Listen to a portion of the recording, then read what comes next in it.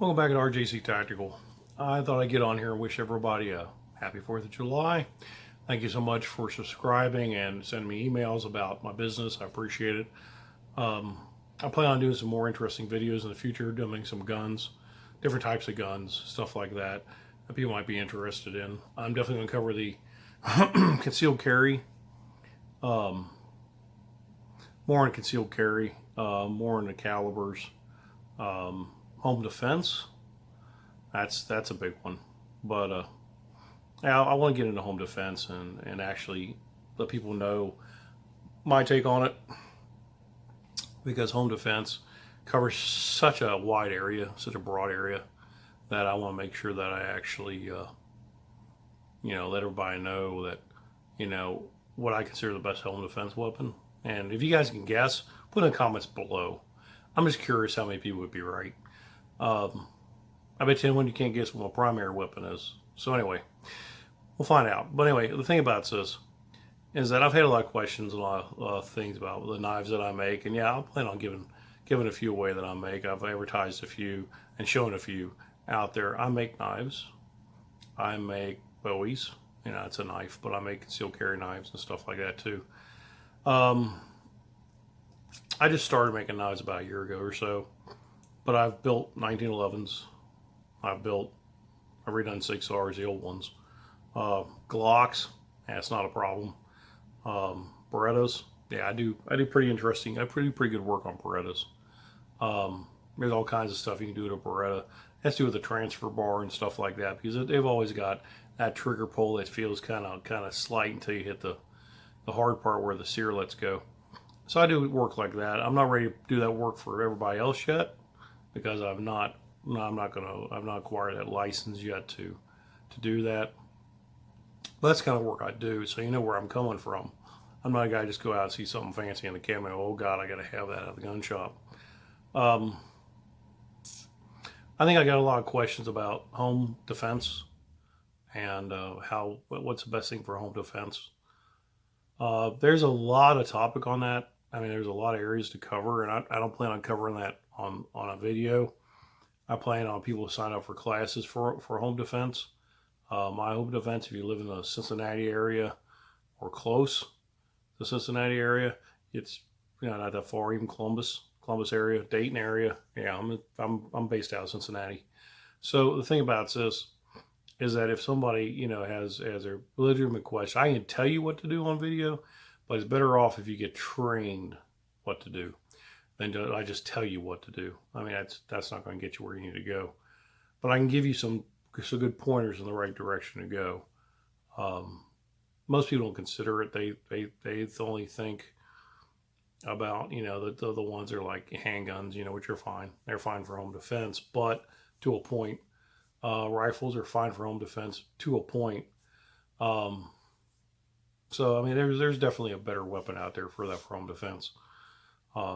It all has to do with shock and trauma. It's a better conveyor of that. It actually makes I've never heard anybody actually getting back up from getting shot with one of those, so we're pretty good.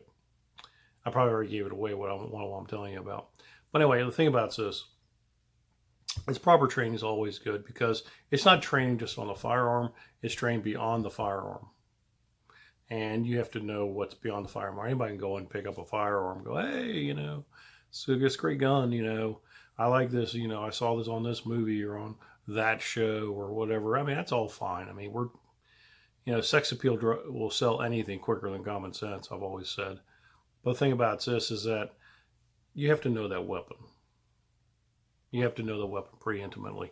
If you don't know that weapon, and that's going to be a primary weapon for home defense, then you have to know the weapon. If you're married or have a girlfriend, or if this is a woman watching this, you've got a boyfriend or a husband, they have to know how to use that weapon as well.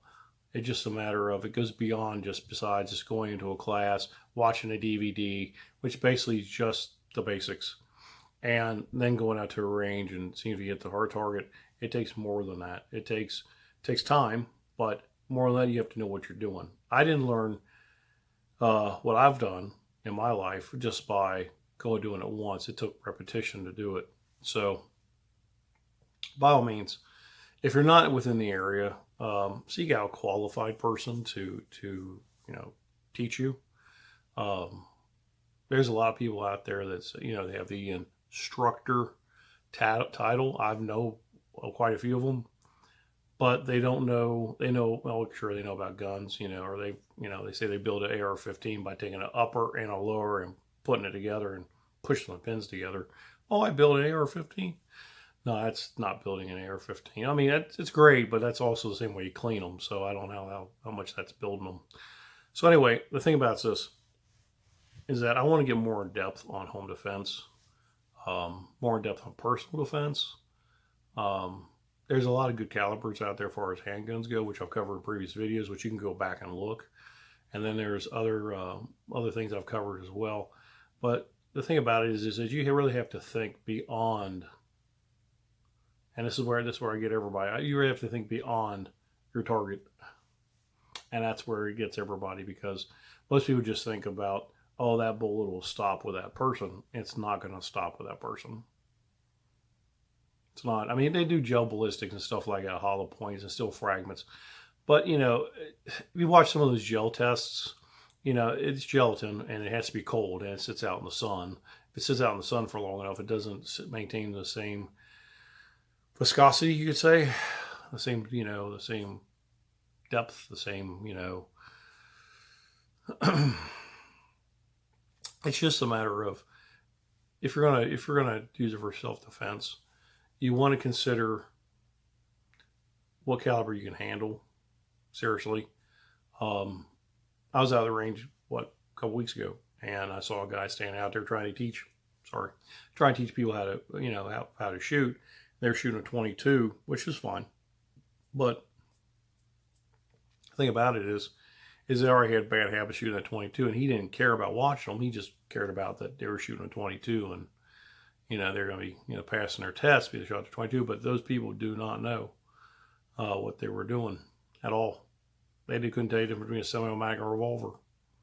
How many pictures have you seen on Facebook where a guy holds up a revolver like this and got a magazine sticking out the bottom going, I'm a bad man? Please. I tell you, I got a question though. If so many Democrats out there don't like guns and don't like America, how come they take July 4th off? Think about that one. Anyway, back to what I was saying was, the thing about it is that you really have to be trained on what you're doing and know what you're doing, and be trained. You have to be confident about yourself. If you're not confident about yourself, you're not confident about the weapon that you have, the weapon's not going to do the work for it. You have to be able to make decisions, and good decisions, because you make a bad decision and you're going to be in court defending yourself. So that's where stopping power comes in. I believe in stopping power. Stopping power means a lot to me, because some people pick a lower caliber weapon. I'll pick on the 22. And if you ever have to go to court and defend yourself, and chances are the guy will survive or the person will survive. They might not, depends.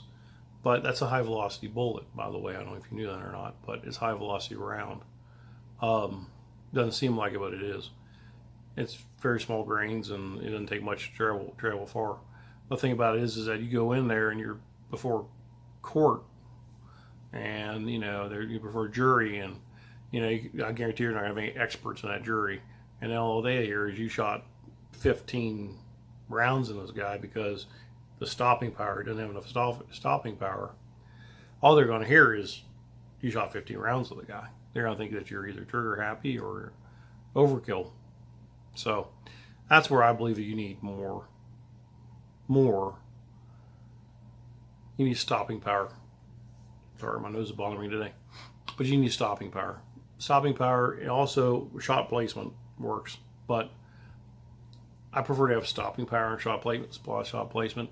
If you actually come and attend one of my classes, and all you have to do is send me an email, and I will get you on a class. I don't post class schedules because it's too hard. People, their schedules change, they cancel, or for whatever reason, it's too hard. I can train individuals, I can train groups, I can train anybody. I can go to your place and train them. It doesn't matter. The thing about this is that you have to know what your firearm will and won't do.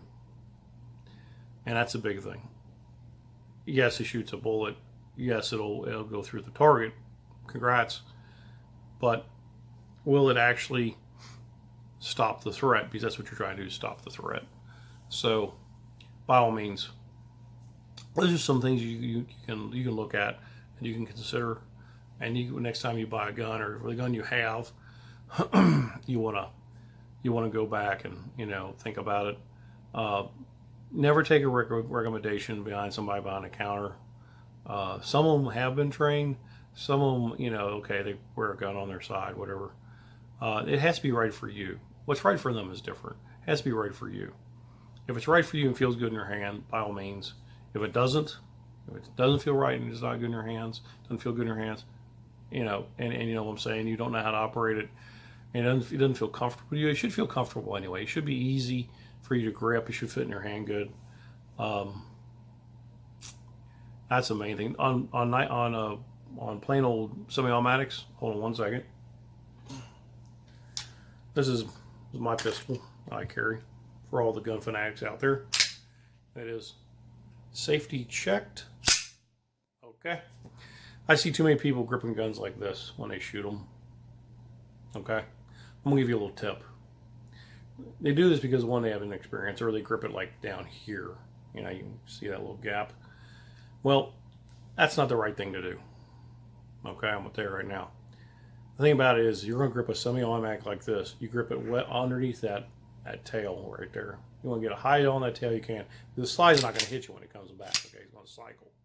But you want to grip it close as you can. The reason why is the closer the hand gets to the axis of the bore here, okay, the more travel when this thing shoots back, it's going to come directly back in your hand. That means better follow-up shots. Plus, it'll cycle better. The thing about it is you'll have also a little bit less muzzle flip. Okay, follow-up shots are easy.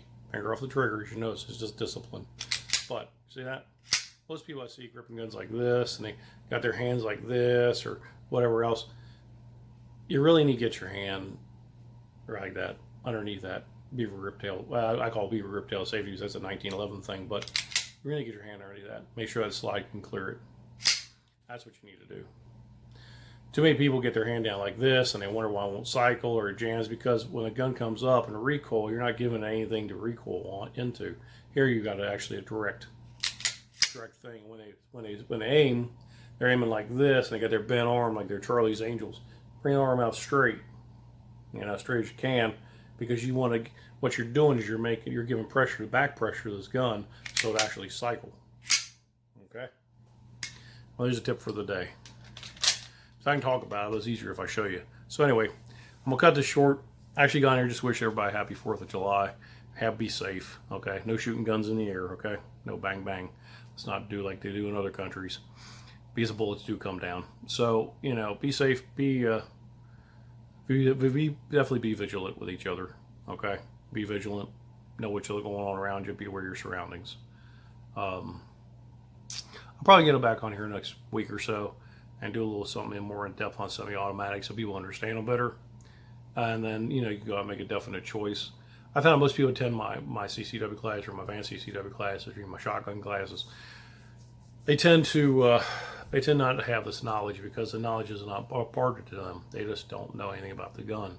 They know they shoot it, they clean it, and that's it. I believe anything that you own, including my vehicle, which I own my vehicle, it's clean, trust me. I know everything about the vehicle there is to know. If you're going to own something, you're going to pay money for it, and you're going to, especially with the onus of protecting you and your family, you want to know everything about that gun. You want to know why, its faults, because every gun has them. No gun's perfect. Everything has its linchpin. It's mechanical. So you would definitely want to find about that. Okay. Anyway, I'll get back on here after 4th of July. You guys be safe. Like I said, and I'm gonna cover semi-autos, do a semi-auto thing, and handguns, and walk some people through some semi-auto handgun stuff. All right. Well, peace out. Be good. Be safe. Have a good 4th of July.